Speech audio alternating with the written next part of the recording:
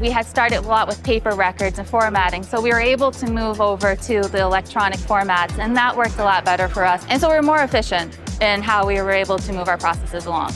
In 2018, we implemented the assets calibration and maintenance module.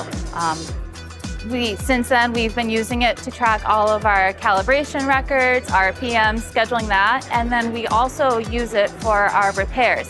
So I know most companies only use it for measuring equipment. We also, our facilities department uses it as well.